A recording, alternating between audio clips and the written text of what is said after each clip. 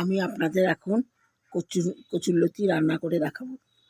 কচুরলতির মধ্যে কচু, আলু আর এই যে লবণ, হলুদ, চিংড়ি মাছ দিয়ে কচুরলতি, চিংড়ি মাছ, আচ্ছা, লবণ, হলুদ, জিরা গুঁড়া, কচুরলতি, আলু, এই লঙ্কা বাটা আর তেঁতুল গোলা, হলুদ, লবণ, জিরা, গোটা জিরা,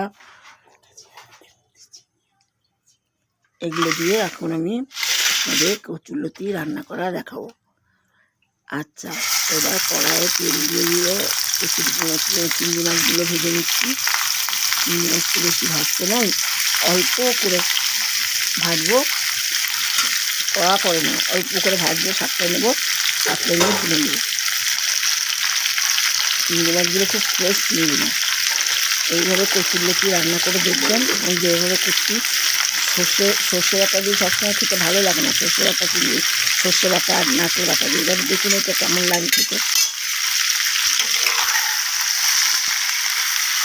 এই চিংড়ি মাছটা উঠে দেবো, একটুখানি লাল লাল হয়ে গেলে পরে তুলে নেবো।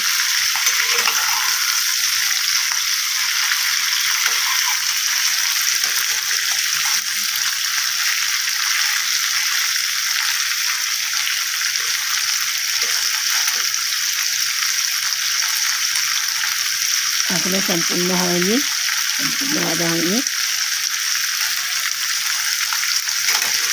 তেলতে একটু লাল যেগুলো হলো, আস্তে আস্তে লাল হয়ে গেলে পরে নেড়ে চেড়ে তুলে নেব।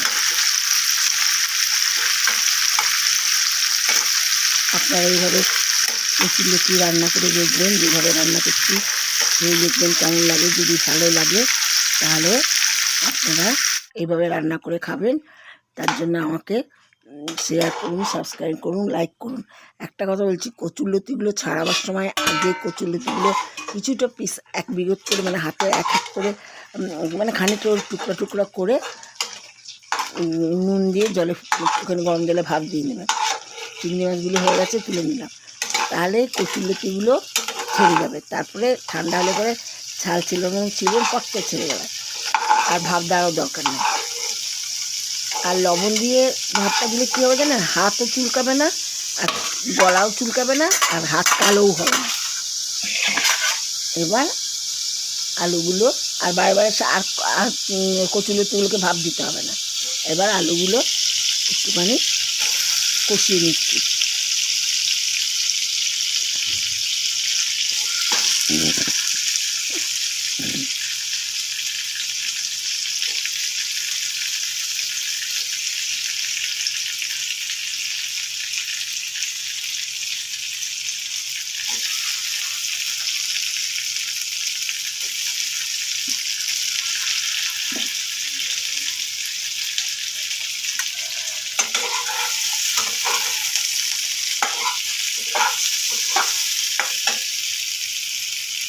আলুগুলো ভালো করে কষিয়ে নিয়ে আমি একটুখানি হলুদ দিয়ে দিলাম।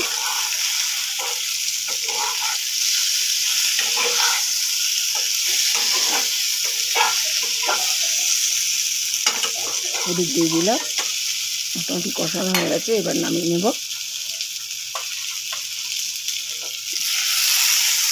নামিয়ে নিলাম। এবার কড়াই আবার তেল দেব।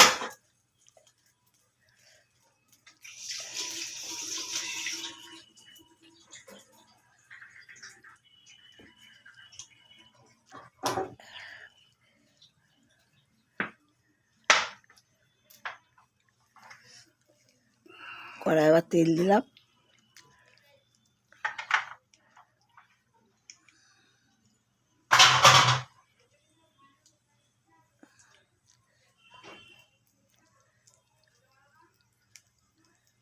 তেলটা গরম হয়ে এলে ওর মধ্যে জিরা ফোড়ন দেব।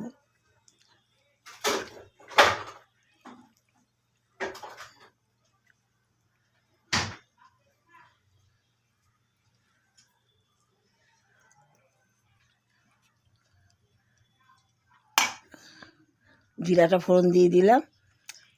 এবার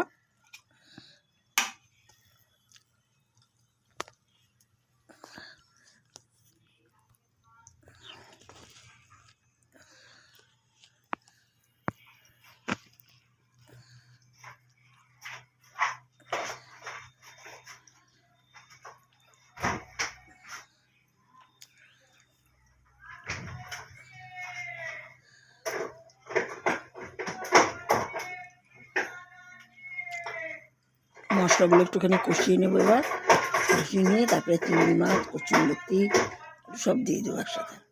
কচুরলতিগুলো ভাপ দেওয়া রয়েছে, আলুটাও ভাপ দেওয়া রয়েছে।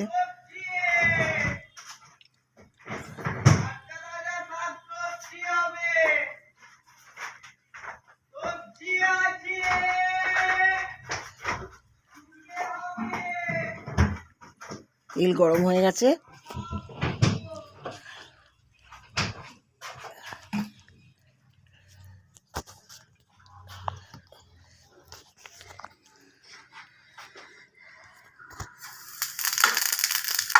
জিরাগুলো দিয়ে দিলাম,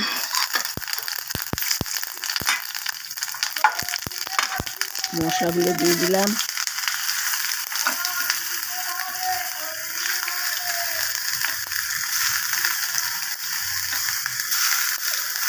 হলুদ, লঙ্কা, জিরা গুঁড়ো দিলাম, দিয়ে হলুদ গুঁড়া, লঙ্কা গুঁড়া, লবণ, জিরা গুঁড়ো দিয়ে ভালো করে কষিয়ে নিলাম।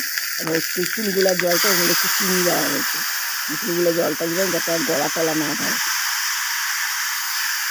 দিয়ে ভালো করে মশলাটাকে কষিয়ে নিলাম।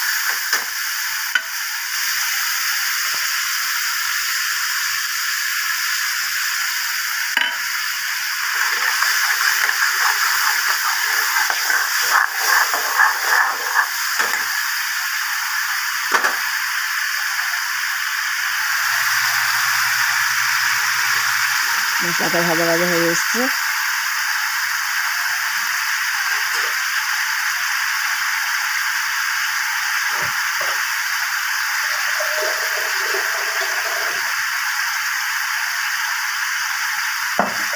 ভাজা ভাজা হয়ে এসছে। এবার আমি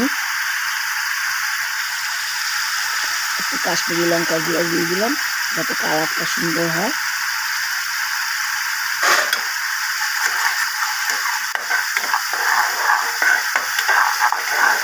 ভালো করে নেড়ে নিলাম, নেড়ে নিয়ে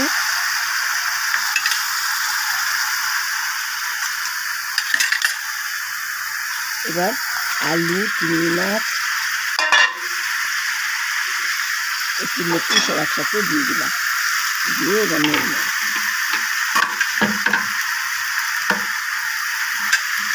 এইভাবে কচুরলতিগুলো ভাত দিলে লবণ দিয়ে আগে কচুরলতিগুলো গরম জলের মধ্যে লবণ দিয়ে গরম জলের মধ্যে একটুখানি 2 সেকেন্ড ফুটিয়ে নেওয়ার পর নামিয়ে ঠান্ডা লেভেলে ছাল ছিঁড়ে নিলে আর ভাত দিতেও হয় না, আর গলাও চুলকায় না, হাতও কালো হয় না।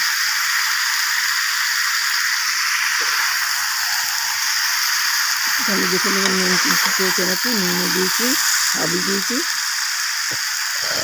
সামান্য একটু জল দিয়ে দিলাম, সামান্য একটু জল দিয়ে দিলাম।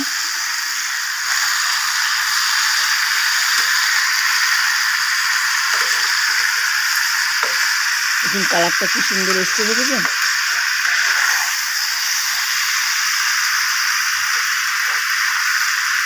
ভালো করে নেড়ে নিয়ে যদি কিছু ভুল ভ্রান্তি হয় আপনারা কমেন্টস করে জানাবেন। ভালো করে নেড়ে নিচ্ছি, কচুরলতিগুলো অল্প করে নিচ্ছি। কচুরলতিগুলো ফুটিয়ে গেলে তাহলে তার কি স্বাদ না। কচুরলতিগুলো সিদ্ধ হবে অথচ গলা ধরবে না, অথচ ডাকে থাকবে, এরকমভাবে কচুরলতিগুলো ভাপ দিতে হবে।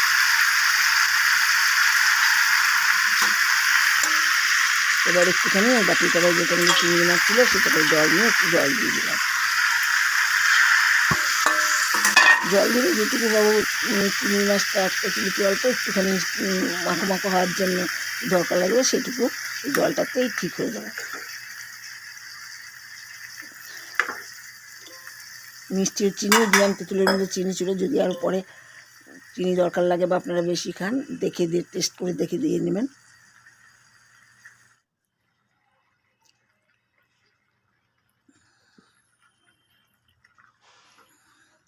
হয়ে এসছে, এবার জল তো বেশি দিইনি, সামান্য একটু ভাপে দেওয়ার মতন। এবার আমি মনে হয় না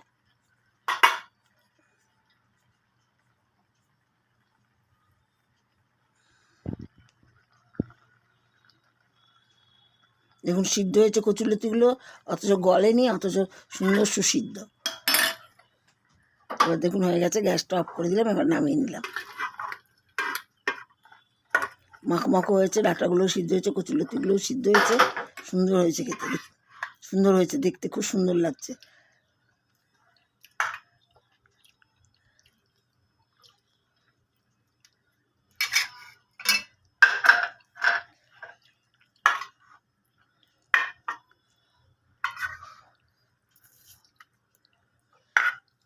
এভাবে আপনারা রান্না করে খেয়ে দেখবেন, খুব সুন্দর লাগে খেতে।